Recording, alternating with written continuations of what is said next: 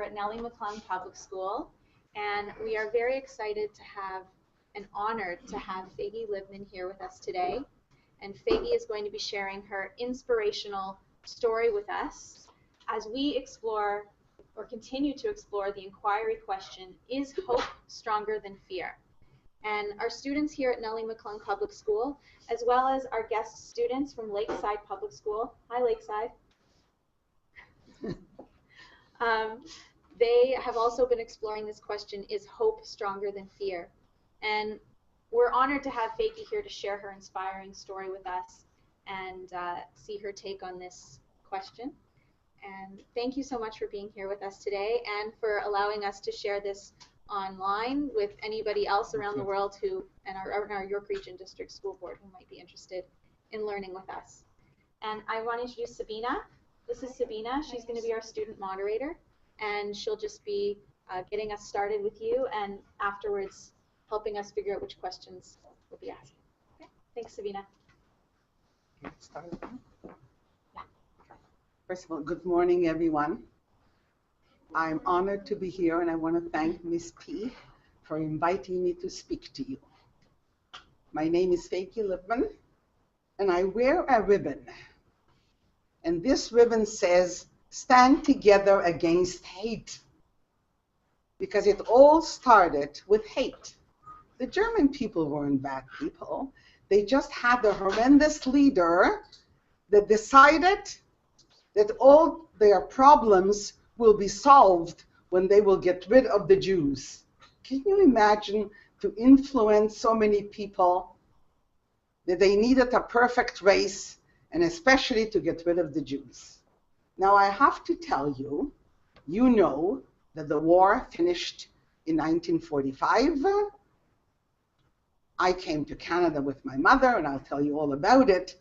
I did not speak. When I came to Montreal and then to Toronto, everybody knew that we were called in those days greenhorns, green. My English was very broken, I didn't speak perfect English, and I looked different than a lot of people, but I would not speak. And I have to tell you what made me to start to speak, and now you cannot shut me up.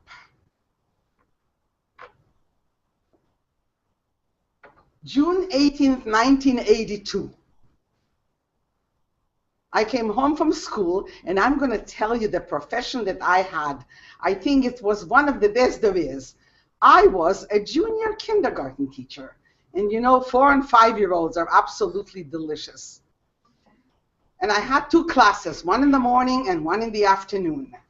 And when I came home from school, I opened up the Toronto Star.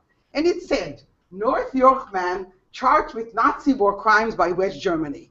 Naturally, I was very curious.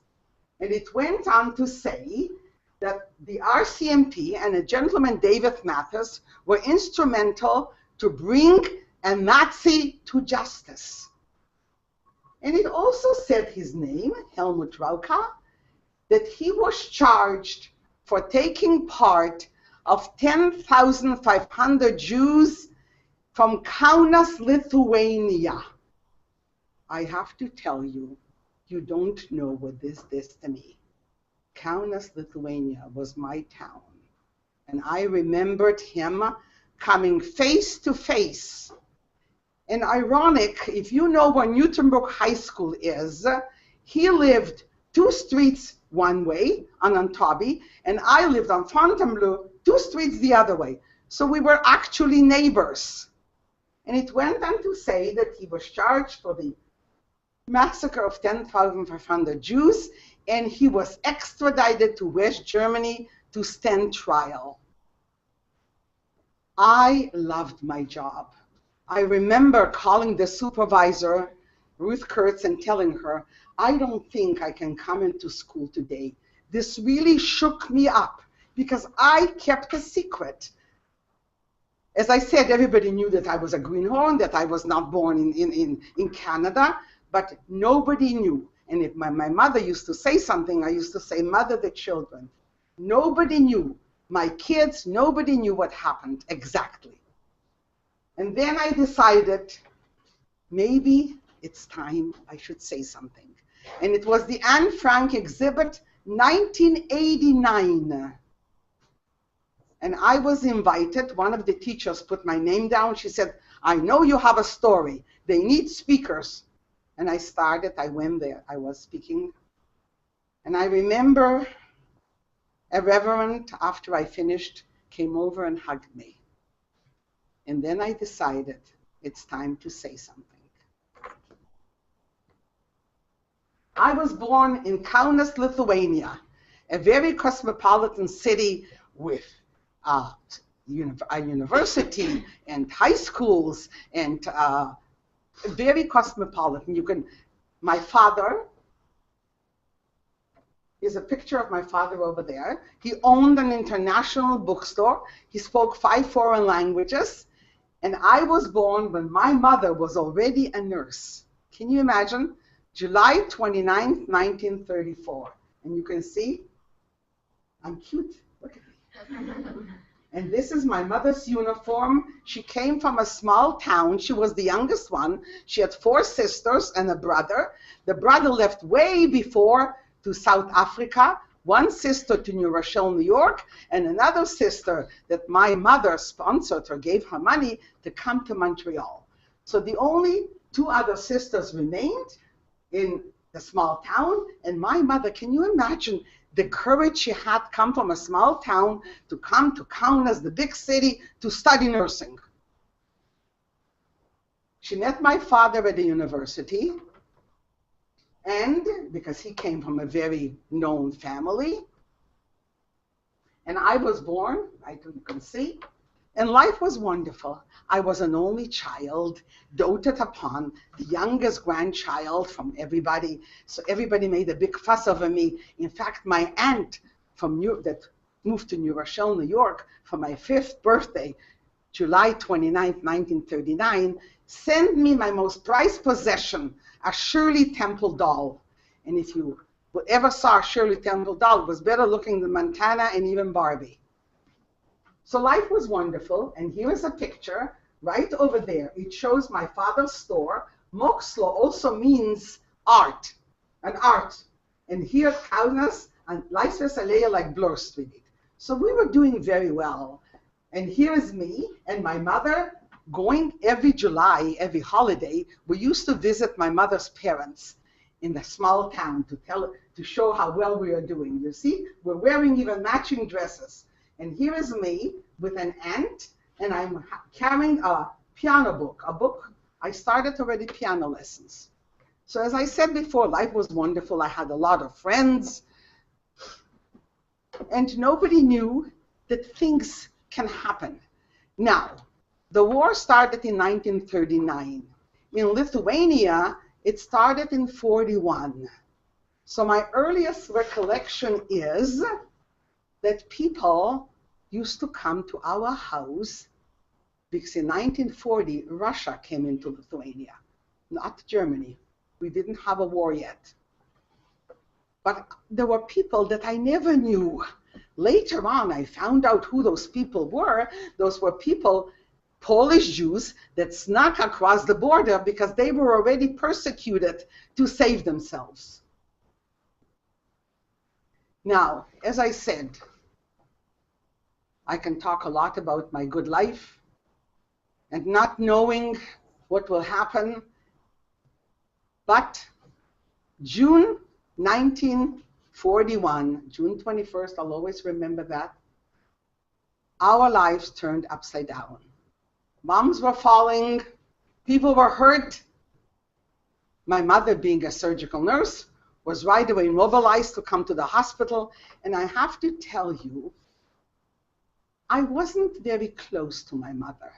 My mother was maybe 5 foot, but my mother gave orders.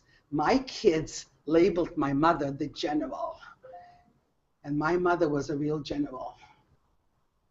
My father was my very best friend.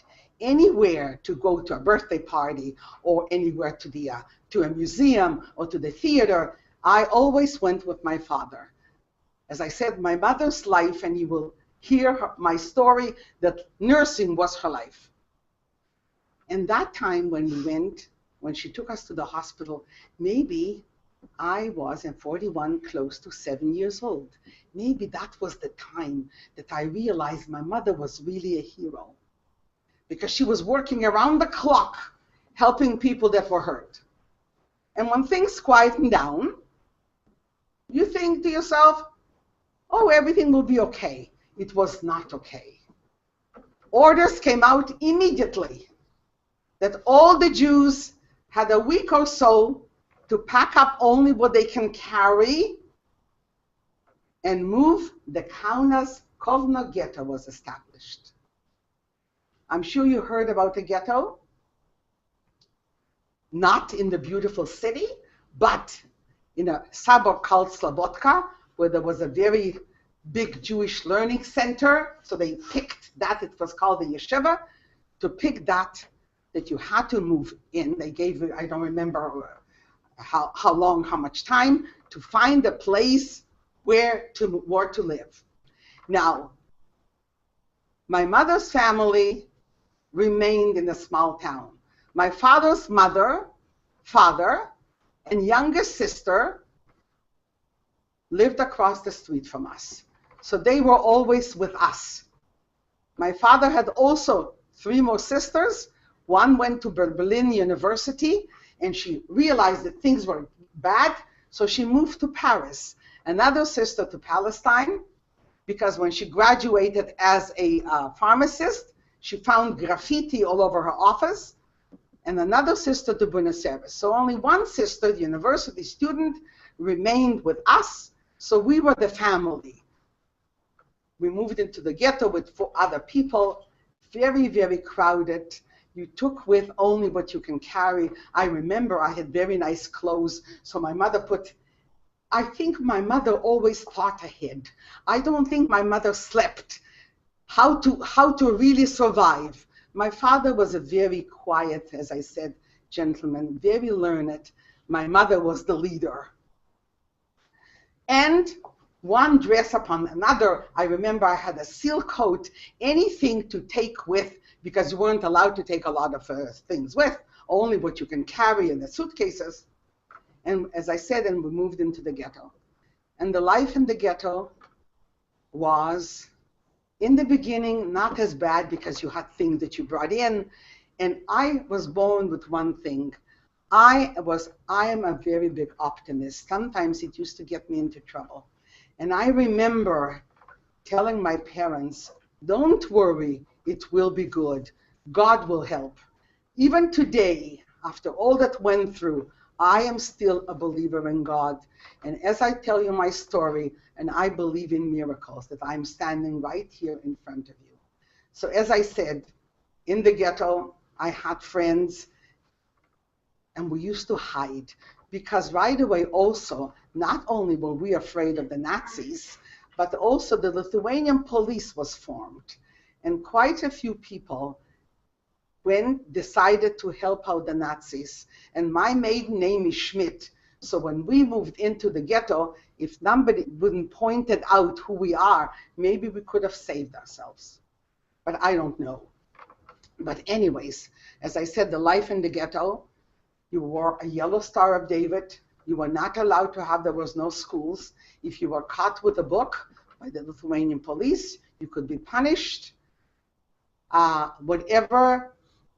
I remember also with my friends, at night when nobody saw, we used to go and see maybe the people, the non-Jews who moved out to make room for the Jews to live there. They didn't live in the ghetto. Maybe they left over some vegetables, maybe a potato, or maybe some cabbage, because we didn't have any stores. You couldn't, there was nowhere to buy. You had to live on what you had, or maybe barter with somebody who had more, or maybe find something.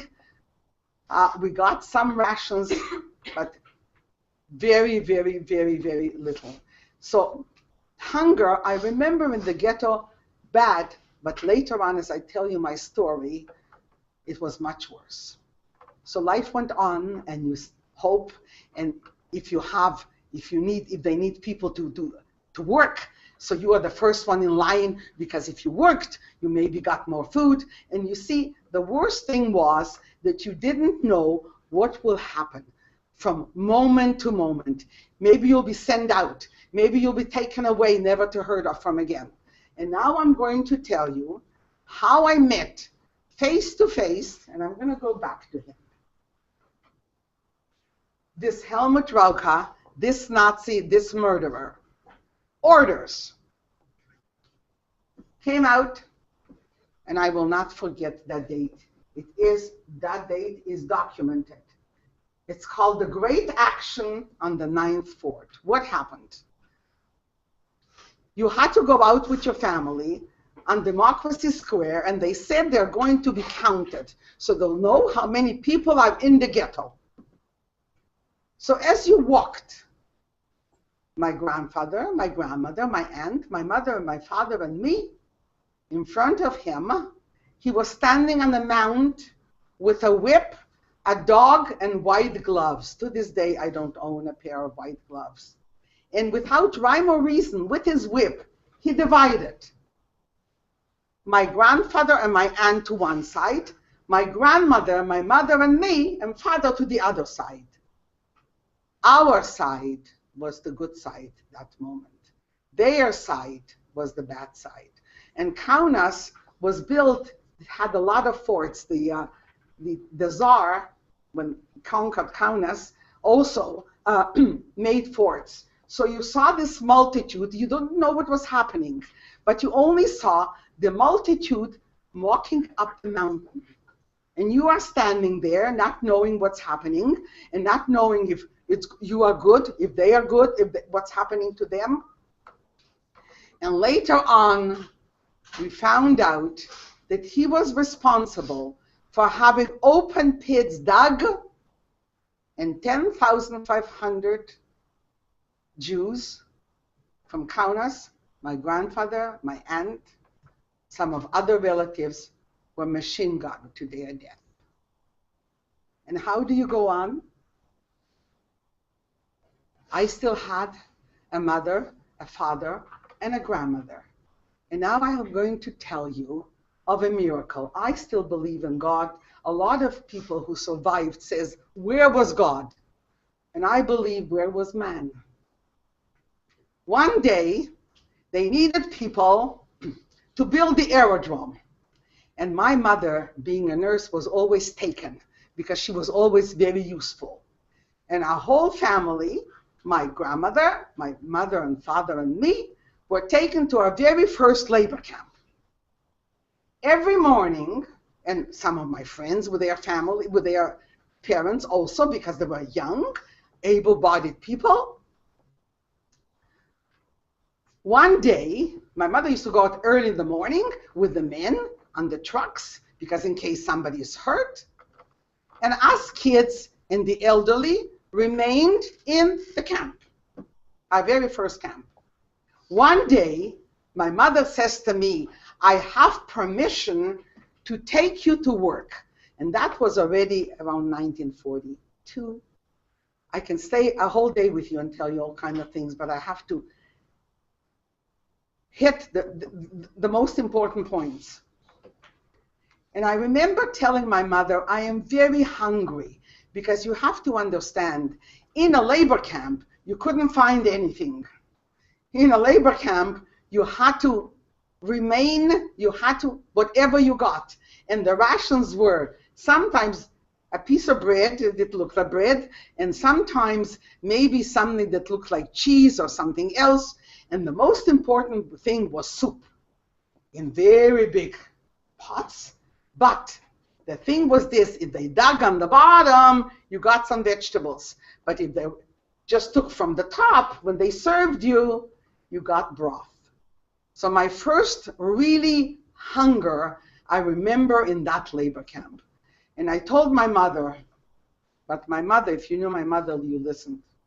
And that day, October 28th, 1941, that was this, when I lost my grandfather and aunt. And that was 1942 already. And what happened that day when I was at work with the men and my mother? Trucks came and took away all the children and all the old people. You have to understand, children are the lifeblood of a nation. Old people were useless. And years later, when I went to Berlin, to Wannsee, I saw on the walls, there was records that very prominent Nazis had a meeting, and the decision was to get rid of first of the children and the old people. So can you imagine, in that camp, that day, I was the only child left. And later on, we found out that the trucks took all the children and the old people to Auschwitz. There was no communication, but the word Auschwitz was like a beacon of horror. And when we went back to camp, and all the parents saw, especially the fathers and the mothers who had children, and maybe at that moment, there was a little rebellion because they said, we're not going to work. And we were all taken back to the ghetto. Can you imagine? Maybe God was watching. We could have been all machine gunned for disobeying, for not wanting to go to work. And maybe this was the first time that my nature really realized that things were very bad. And I remember like today, I took my most precious possession that I hid and covered her with it. Nobody should touch it, I shouldn't lose it. And I broke my Shirley Temple doll into smithereens. And we were taken back into the ghetto. And again, life was even worse than before, because now for sure, you saw that were happening. You saw people, elderly people, lying against the wall, dying. You saw people that were collecting the people that were dead. But I still had a mother and a father. You have to understand, we were still a unit. And my mother was still useful. And my mother was still, and I have to tell you, the heroic things, it's humanly impossible to understand. My mother used to cover her yellow Star of David and sneak out to the barbed wire and go and meet people that knew her from the hospital. She was very known in the hospital. And they risked their lives too, because my mother used to trade with them for some of our possessions and bring back food into the ghetto. And life went on like this, and I can stay and tell you for hours, but I have to move ahead. July 1944. Those that are still around survived. And again, orders. The Kaunas ghetto is being liquidated. They're going to move us to a much better place. We'll get more food, and we'll have better lodgings. And I have to tell you, if you ever meet anybody who survived, they will always tell you about the cattle cars and the death march. We are loaded on cattle cars, like sardines. My mother, my father, and me. No sanitation. You don't know where you're going. You don't know what is happening. No food. And I don't remember how long we traveled, maybe 3 or 4 days, from Lithuania into Poland.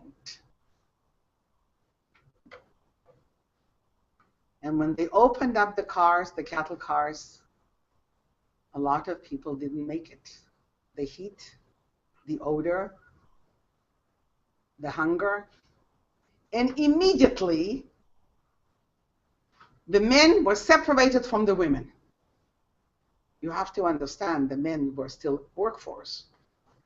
And I have to tell you, this was the last time I saw my father. But we didn't know, because if you are still okay, you think they are still okay. You didn't know anything because there was no communication. And my father with the men were taken to Dachau, the first concentration camp that was built. My mother and I and the rest of the women and any children that could still, young people that still survived, to Stutthof, also Poland. But you don't know what's happening because you don't know. You think that they are better off and they think that something bad is happening to you. And I remember entering that concentration camp, July 44, I'm 10 years old. Seeing women with their head shaved, with uniforms, with a number on their arm, and we were told those were Hungarian Jews because their crux of deportation was in 1944. And then you see a building, and I'm sure, I don't remember if I realized what that building was, but I'm sure that everybody else who was older than me realized what it was. And then you see a chimney, and there is still an odor of burning coming out, smoke coming out from the chimney. And you know that this is a concentration camp where people are burned and people are killed. And I don't know what made my mother again do something unbelievable. They told us right away to leave everything. The little pictures that you see, my aunt from New Rochelle and Montreal after the war sent us. Everything was taken away, completely disrobed, everything was taken away. We were told to mark our name on a suitcase that we'll take it when we'll come back. And then we were given a bar of soap and told to take a shower. I don't think I realized what was happening, but can you imagine the older people, like my mother, realizing that this is a concentration camp? And who knows if it'll come out water, because I'm sure they heard that Zyklon B gas came also out from the faucets instead of water, because it was a crematorium.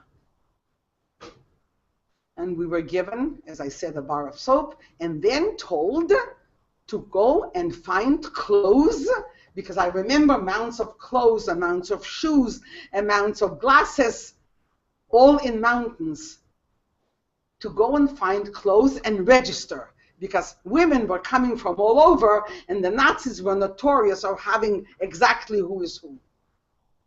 And after the shower, to this day, I never questioned her what made my mother do something like this. She looked at me and said, "Whatever I do, do not say a word." She took me to a pile of clothes, not for a 10-year-old. Shoes with a little heel, because she was very short and I was tall. And found me, I remember, a brown jacket, a skirt, and some unmentionables. And she stuffed me in the right places and said again, "When we go to register, you are not to say a word." And when we went to register, my mother spoke Polish, Russian, my mother spoke German, looked them straight in the eye and said that I am over 12 years old and I am arbeitsfähig and I am a very good worker. I was a kid, and God was watching. And they believed, and we went into the concentration camp. And I was not touched. I went in with all the women. I was considered a worker. And if a ghetto was bad, if a labor camp was bad, a concentration camp was 100 times worse. You slept on bunks on top of each other. You were locked up at night. The sanitation was a pail. You couldn't find anything, and the rations were even worse. and you hope and you pray that you're going to make it. And now I have to interject with something very important. What is my passion to this day? To recognize righteous among the nations, people who weren't Jews, who risked their lives for somebody else. Because you have to understand, if you helped a Jew at this time, there was no judge, there was no jury, you were shot. If they knew of your family was shot. One day, my mother notices that I have red blotches on my neck. And I have a very high temperature, and each concentration camp had an infirmary. And if you were sick, you went into the infirmary. And my mother took me, and there was a German lady, a nurse, who was in charge of the infirmary. And I have to tell you, she saved my life. I needed a bed. I was burning up. She wrapped my neck with, I don't remember, with gauze or with a scarf. And what did she do? When the Nazi doctors came on rounds to see who is well enough that can go to work, or who is very bad that should be shot, bodily, with my mother's help, she lifted me from bed to bed. They never saw me that I have this communicable disease in a concentration camp. I would have been taken out and shot immediately. And I got better. With very little food, with very little medicine. And I got better. And every time there was another work detail, my mother was the first one in line to leave the concentration camp, because I'm sure looking at that building, then you knew that it was a crematorium, and looking at that big chimney, and you smelled smoke, that you knew that bodies were burned there, you wanted to leave. And one day, they needed women to build trenches where soldiers are. And we were picked, I remember there was a multitude, maybe 300 women, and my mother naturally being a nurse. And we went to dig trenches, taken out from the concentration camp. 3 camps, Trunzen, Merzen, and Lubitsch. It is documented. And I have to tell you, I don't know, to this day, I was a terrific trench digger. With a shovel and a pick, I sometimes used to make a double portion of soup because I was such a good worker. I don't know. There was somebody was watching over me. And when we finished one place, as I said, Trunzen, Merzen, and Lubitsch, we moved to another place. We slept in tents on straw, and you could see women getting weaker and weaker. Some didn't make it from day to day. Some had swollen bodies. I remember my mother tried to help. She worked, I think, day and night to be able to help. I don't think she ever slept. And life went on like this. And when we moved already to the last one, it was the end of 1944. And the ground was frozen. And you could hear planes overhead, and what should they do with us? And to keep us away from being rescued, so we were pushed out. And this was called the Death March. Because in Poland, the climate is just like here. In fact, sometimes it's even colder. And there were no cars, trucks, there were nothing. You had to march in the snow away from the oncoming Allies. And you hear planes overhead, and you think maybe somebody would save you. And you see people, women who are very weak, falling on the ground, and you're weak yourself. So psychologically, you just don't know what's happening because you want to help, but you are weak yourself. And the only thing I remember, my mother used to tell my kids later on, that she used to push me on, that I shouldn't fall down. And when we had a chance to rest, she used to put my shoes in her bosom to warm up. We were given rations. We were given sometimes in a barn to take a rest, sometimes near a lean-to. And this time it was like snow and ice and unbelievable. It's like to this day, I don't know how we survived this terrible time that it's humanly impossible. And you see those who are older falling on the ground. I remember one day they gave us bread that looked like a lot. And everybody was so hungry. So and my mother said to me, and I remember telling my mother to take a piece. She says, no, she's not hungry. And then she says, watch it. This is not for one day. This is for quite a while. And as I said, it's humanly impossible to describe that human beings can survive and that other human beings could really be like not maybe. I think animals were nicer to each other than the way we were treated. Don't know. And we marched, and that time is a real blur. And I have to tell you,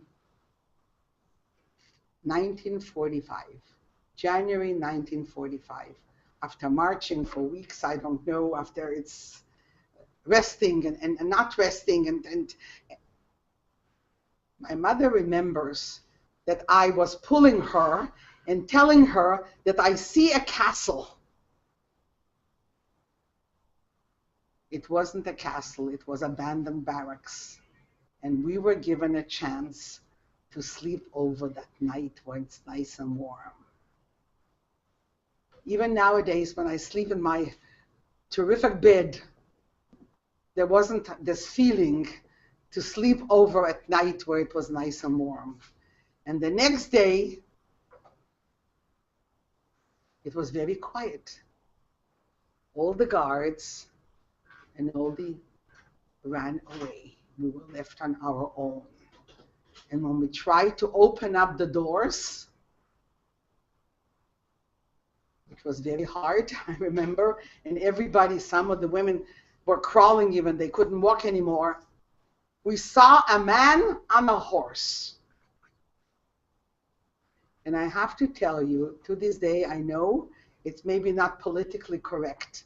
I have a warm spot in my heart for the Russian army.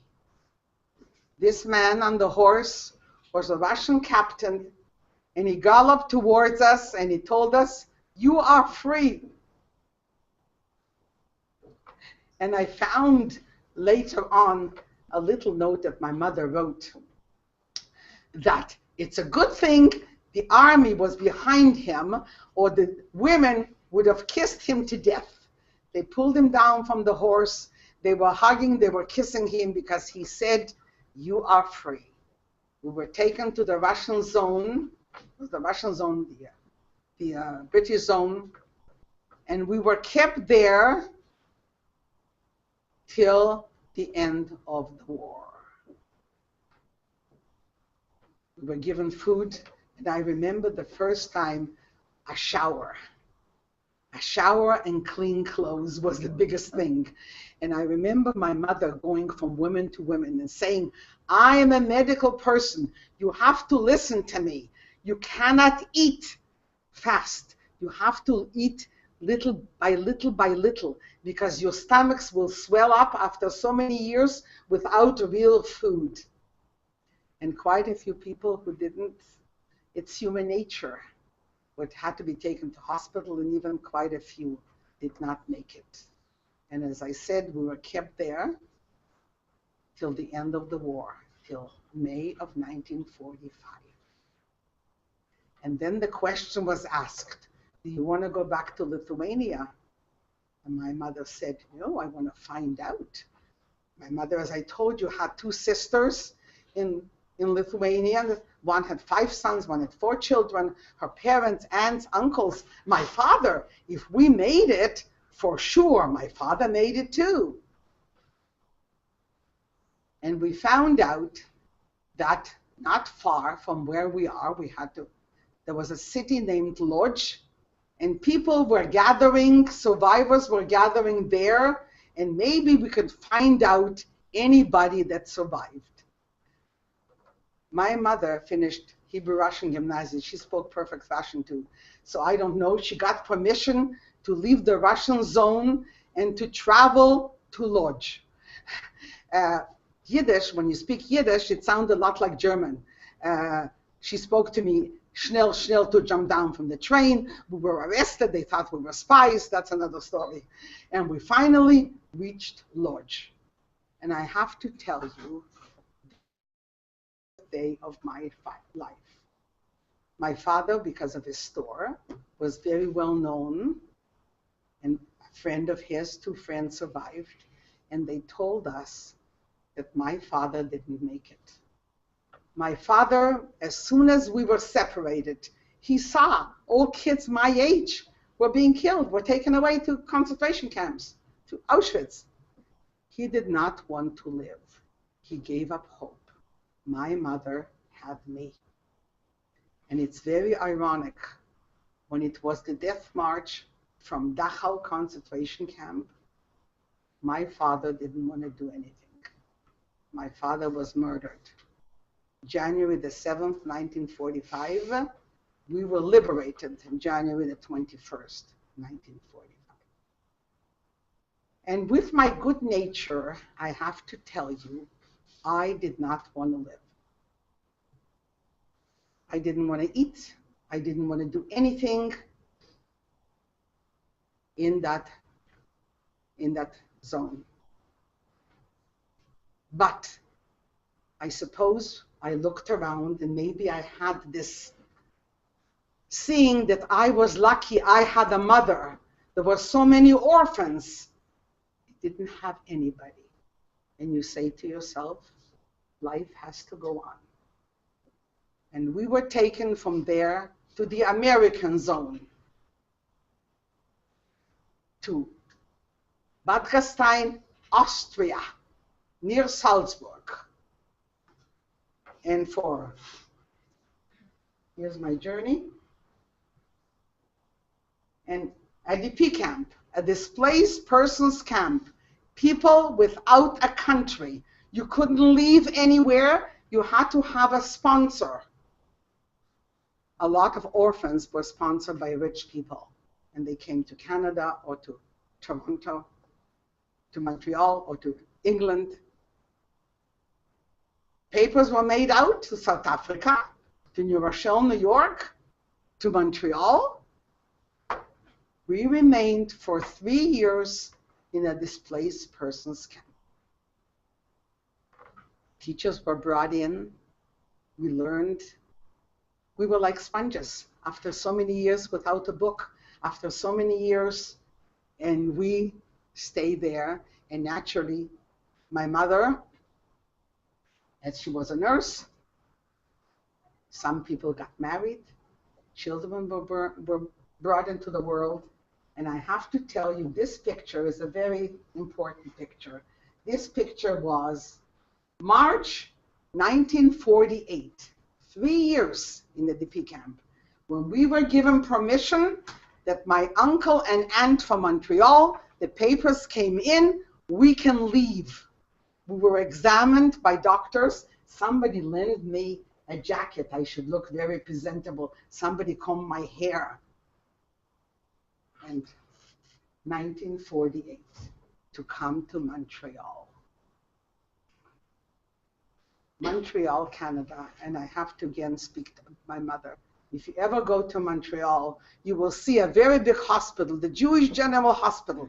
My mother went to that hospital and said she's a nurse. And they said, where are your papers? She says, you know, everything was taken away to the concentration camp. Well, you can be a nurse's aide. My mother was 35 and a half years old in 1948. When she went back to school with all the young girls, you know, nursing school, 18, 19, maybe 20. And my mother, this is a picture of my mother's graduation in 1952. And over here you can see her name with RN, meaning registered nurse. And at that Jewish General Hospital, my mother didn't want any more surgery. She was in pediatrics for 25 years. And when Mrs. Wilson retired, my mother, the greenhorn, became head nurse. And I think a lot of interns were afraid of my mother. And me, I came to Montreal, and you want to integrate. My aunt registered me to Wellington Public School, and she changed my name. No more Faggy, Francis. I should integrate. And I have to tell you, every time I used to go to Montreal, I saluted the Wellington Public School. My aunt registered me in grade 7. Teachers should be elevated. If you marry a doctor or you marry a teacher, it should be even higher. There was this wonderful teacher and spoke to the class. I looked so different like everybody else. I spoke with an accent. My English was broken up. That class was wonderful to me. Everybody, nobody bullied me. Can you imagine? Everybody was wonderful to me. And in Montreal, there's graduation of grade 7. So when you graduate, there's a very big thing. I read for the very first time an English book at graduation. The whole class stood up and applauded. The whole class. And that's what made me go into higher learning. Who knows what I would have become? I went into accounting. I was in high school, and I had to learn, not like you only English. You have to understand that Montreal, you can't pass unless you have the 2 Frenches, French written and French oral. And I made it because I saw there were wonderful people. And I married one of the nicest men you can find. And look, he was even better looking than the bride. And I had 4 children, 3 sons and a daughter. And I went to accounting. I had a terrific job, left transport custom brokers. I was a big shot. And then when my kids were started school in Montreal, naturally, and I helped out, and one of the teachers said, "You're a natural. Why don't you go back to school?" I said, "I have 4 kids, and I take in books at home. And my mother, I have nobody to help me. My mother works at the Jewish General Hospital." She says, "Collect credits." And I started. As I said, I was married to a wonderful person. I'm afraid he's not here anymore. Cancer took him. But I collected credits, and I started at the Y in Montreal. And if you know, your parents will know, the 70s were quite disturbing in Montreal. Pierre Laporte, a senator, was killed. And Pierre Elliott Trudeau, the prime minister, sent out the army on the streets of Montreal. And if you were a survivor, it really unnerved you. It took us about a whole year to decide to move to Toronto. And we moved to Toronto in 1972. And I was very lucky that one of the schools gave me a chance with my Quebec credentials for 2 years Bialik School, and then Associate Hebrew School heard from me, and I was hired there, and that was the best time of my life. I was 26 years a junior kindergarten teacher, and my husband used to say, "You'll excuse my wife, she hasn't graduated from junior kindergarten yet." It was the best time of my life. And this is, I have to tell you about this, 1997. At Baycrest, people found out that my mother survived. My mother was given a testimonial about her saving lives, about going in the middle of the night, and anybody who needed help, that the Nazis shouldn't see that they cannot work, that they can be killed. My mother used to help. And as I said now, I go from school to school. As I said, I was married to a wonderful gentleman. He took me to Queens. He took me to McMaster, to Western, anywhere I was needed. I belonged to the Holocaust Center, the Simon Wiesenthal Center, and the Dominion Institute. I go from school to speak. It's not easy. The night before you don't sleep, thinking, are they going to listen? But it's so important. You are our future. If you did your homework, you know already I'm not as young as I used to be. You are our future. It doesn't matter if you pray in a synagogue, in a church, in a mosque, or don't pray at all. You are our future. We rely on you. It will never happen again. What happened to me? So I have very big faith in you, and I'm sure there is goodness and beauty in all of you. And here is my family from one kid who survived. I danced at 3 weddings. And I'm even a great-grandmother. I have little kids. You see all those little ones? The 6 little ones are mine. This I'll tell you. And before I go, my greatest passion is to speak about people who risk their lives for somebody else. And the first gentleman right over here is a Mr. Sugihara. Who was Mr. Sugihara? He was sent from Japan to Kaunas, Lithuania, to be an ambassador, a big shot. And he saw what was happening to the Jews 1940. Remember I told you? The Polish Jews that snuck across the border. He sat in his office and on Japanese insignia made out visas. He saved over 6,000 Jews. His government was very upset with him. He lost his job. He lost everything. He became a light bulb salesman.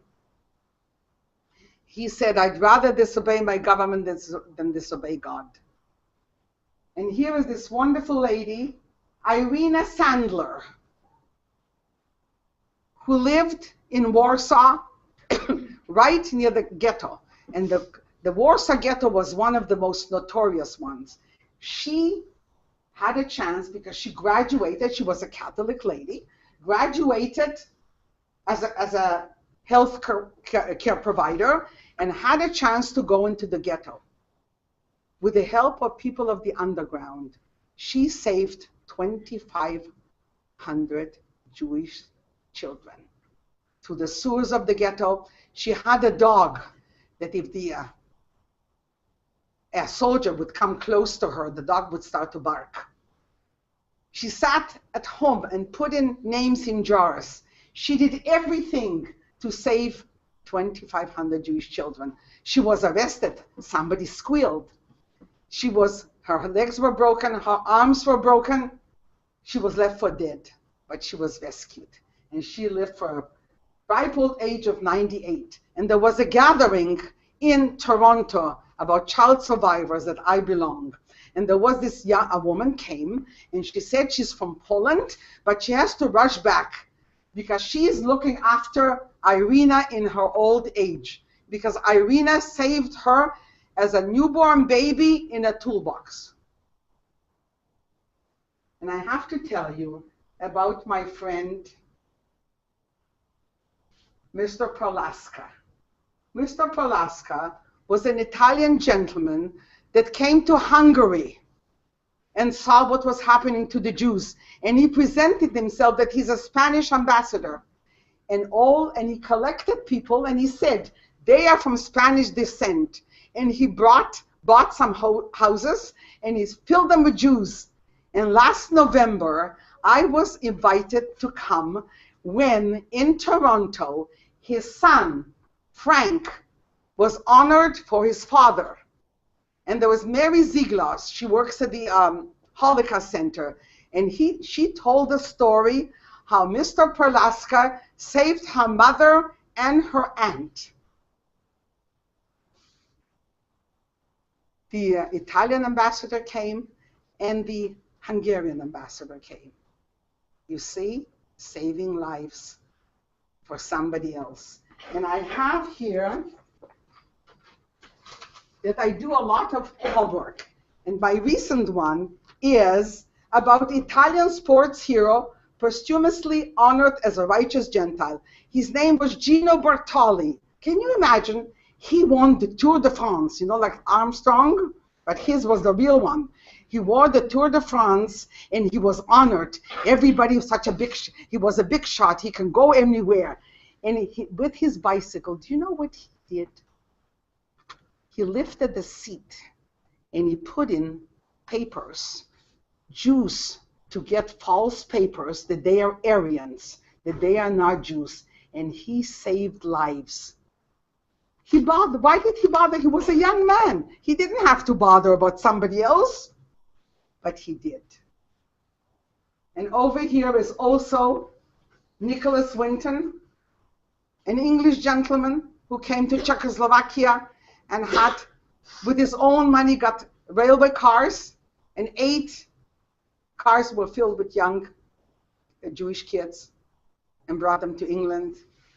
And even here is a Mr. Castellanets from Venezuela that I just found out all about him, how he helped, how he saved Jews.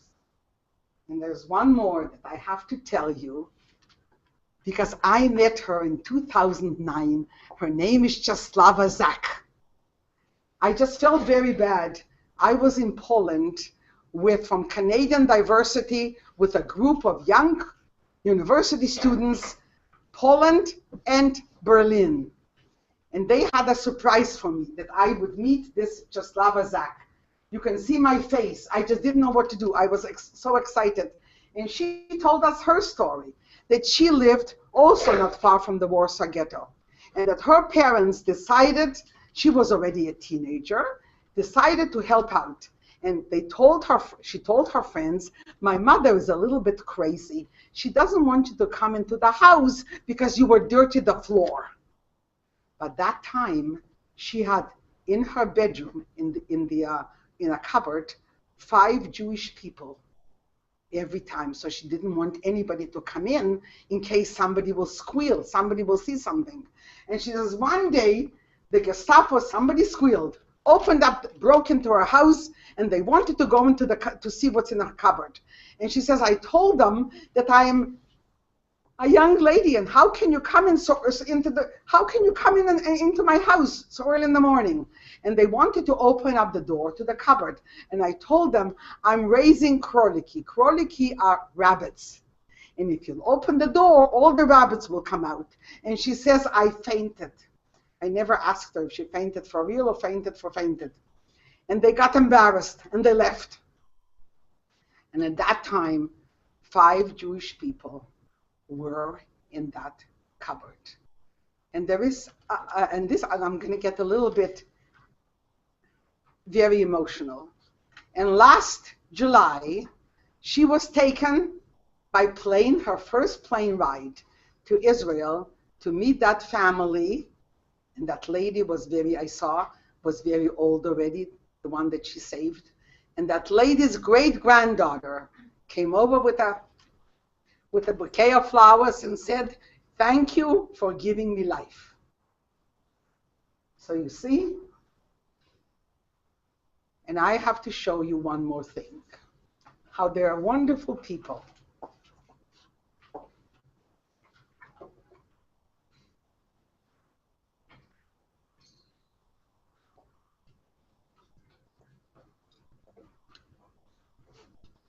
I belong to the Simon Wiesenthal Center.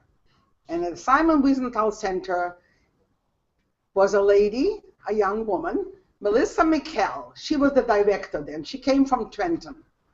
And she went back home, and in 2008, I had a phone call that she has something. It was Christmas and Hanukkah at the same time. She has something for me. Can she come up? I said, of course. And she came out with a box covered with ribbons. I still have the box. And her mother, Janice McKell, made this doll for me. She found the face because Janet, her hobby was making dolls. Can you imagine? Her mother never knew me, but she found the head, and this is all handmade, underwear, socks, a dress. And in the back she wrote, without knowing me, "Dear Faggy, love lives here."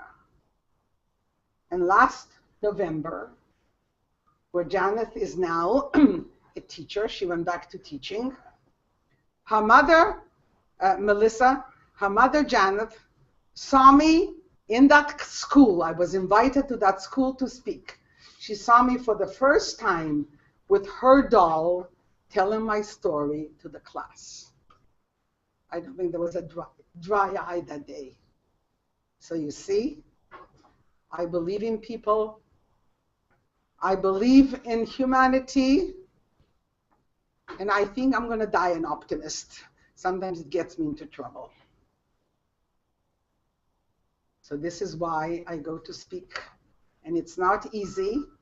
And I have something I have to tell you, that I had a bad car accident, so I don't drive anymore. And that was a mistake because my husband used to take me and he's not here anymore. He passed away. Maybe one of you will find a cure for cancer. Mesothelioma, that's cancer of the cavity of the lung. And he was a wonderful gentleman. He had 2 Man of the Year awards, a humanitarian award for working with cerebral palsy kids, community volunteer services. And when he left, a magazine came out, "A Giant Has Left Us." And I go on. I am very fortunate. I live with my daughter, son-in-law, an 11-year-old grandson. We are a family. And as I said, I go from school to speak. And I shall continue as long as I can.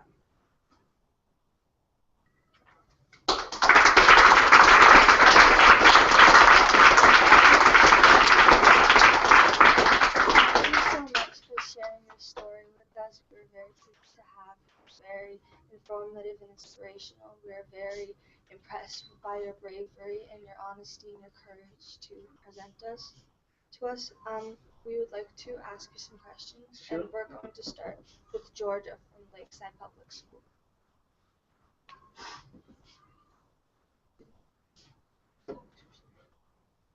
She's probably going to come up to the microphone now.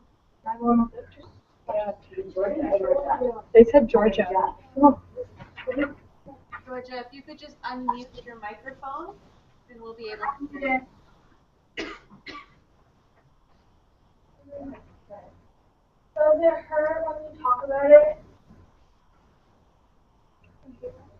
Both there. Can you hear us? Why don't we? And by the way, I forgot to tell you that my mother and I were the only survivors. Nobody else made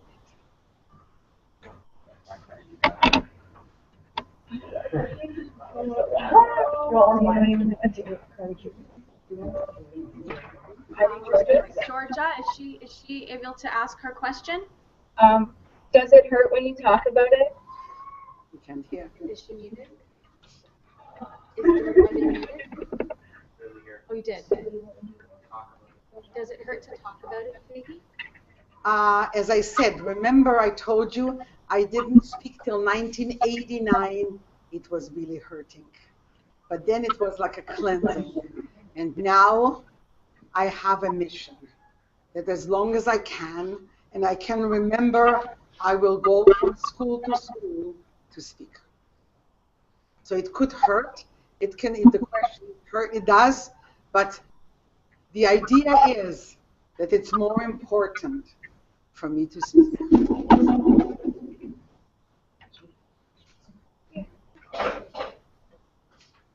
Okay, so our school has some questions, and thank you.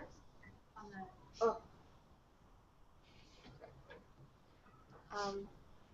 So now we have Adam, and he's going to ask a question. Adam?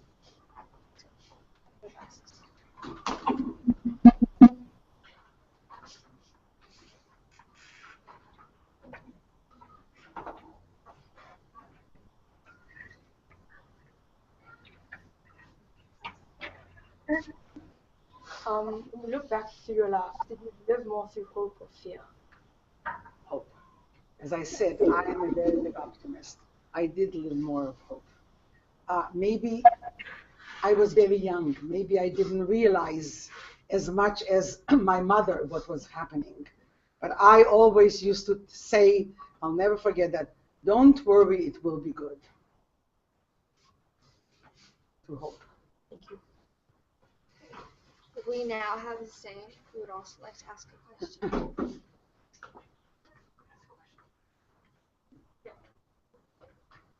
So throughout the years, okay, so throughout the years, when the war finally ended, were you convinced and had like this rush of hope, or were you convinced that it ended, or do you think that it would have still continued? Maybe I was too young to realize what was happening. So when it ended, I figured in the beginning, I didn't realize that my mother and I were the only survivors. But when I found out that we were the only ones from the whole family that made it, except those who left before the war, I had hope. And maybe the fear was gone. I don't know. Okay, thank you. We now have a question from Emily from Lakeside Public School.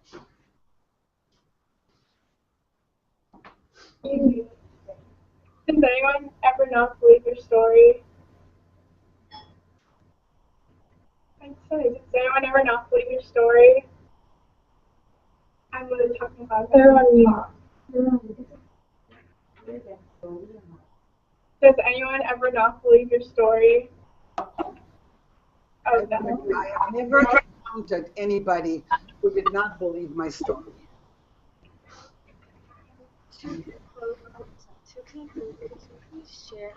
To conclude, could you please share with us the one message you hope we'll leave with? To the class? The one message, as I said before, you have to be nice to each other. If you see anybody who's bullied and anybody is hurt, to step up, not to be afraid, to help out. It doesn't matter who you are. You always can use, somebody always can use a helping hand. And be nice to each other. Thank you, Faggy, for being with us today. We're very pleased and honored to have you here. I think I can speak on behalf of all of us that we really learned a lot today, and that we're definitely keep the message in our heads, and we will strive to become the humanity that we And one more thing. Remember, hatred kills. I'm always asked, do you have hate in your heart for what happened? If you have hate in you, if I would have had hate in my heart, there wouldn't have been room for love. And I couldn't have had 50 years, a wonderful marriage. In fact, 54 years, a wonderful marriage, and children, if I would continue with hate. Hate is a killer. So I don't have hate in my heart. And I try to find the goodness in everyone. And as I said, we shall go on. If you would have been a younger class, I would have teach you the love song. And maybe I have a moment. Have I got a moment? Yes, sure. Because I teach that to everybody. We always sing "O Canada," and my voice is the loudest, and there's a love song.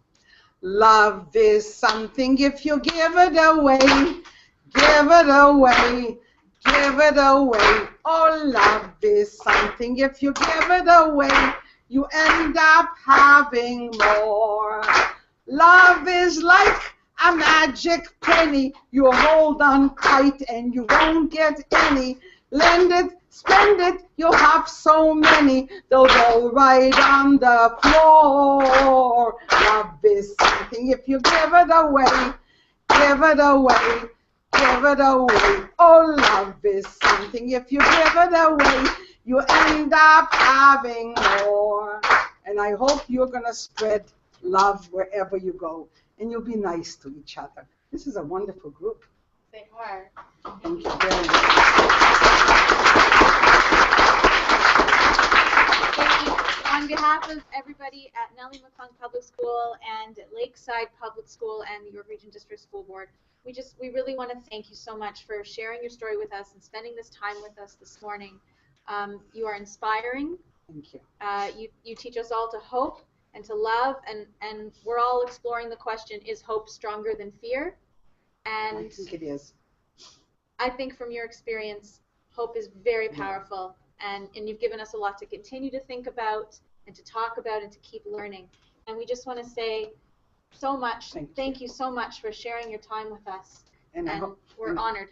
And I hope you're going to study hard. If my mother would be here, you'd hear a lecture in studying. When I came to Montreal, I didn't ride a bicycle because in case I would fall down. I studied. During the week, you didn't go out. You went out only on the weekend. And in those days, I listened. I never rode a bicycle in case I would fall and hurt myself. Somebody asked me, how come you didn't rebel? Maybe I understood that I was the only thing she had, my mother, me. And I followed. And maybe she was a little disappointed I didn't become a doctor. I only became an accountant and then a teacher. That is not an only. No. You're still teaching. And I'm still teaching. And you see, God closed the door and opened the window for me. I used to teach 4 and 5-year-olds, and now I have older ones. And I even go to universities. So you see, there is hope for everybody. I am very fortunate. Thank you so much. Thank you Megan. very much.